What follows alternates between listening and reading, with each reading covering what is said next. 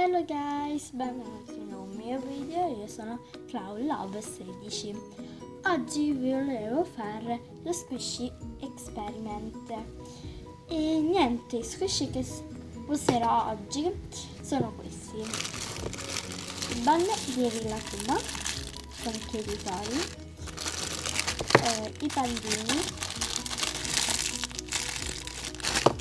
il bun, il macaron e lecchini cookie della Bredo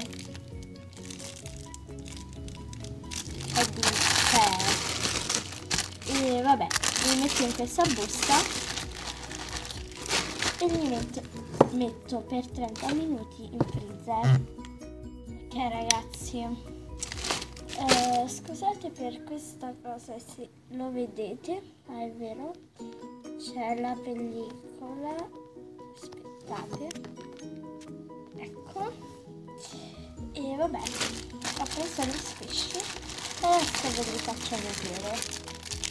Questo, questi che sono i bun,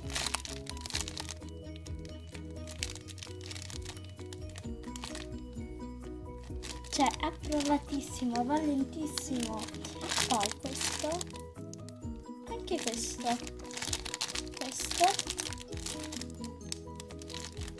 anche questo è approvato, anche questo, poi questo, anche questo è approvato, sono tutti ok. Poi passiamo con il panda. Questo approvato, questo approvato, questo approvato, questo approvato. Poi questo il macaron approvato assolutamente. Poi il bagno di Rilakkuma e Kiritori,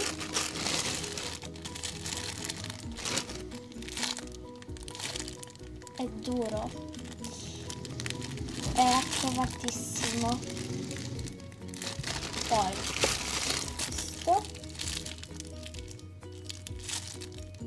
sì, è approvato perché prima non era tanto squiscioso, tanto morbido, adesso sì. E vabbè, e niente ragazzi, questo video è finito, spero che vi sia piaciuto, mettete un mi piace, un commento qua giù, io vi mando un bacio e alla prossima, ciao!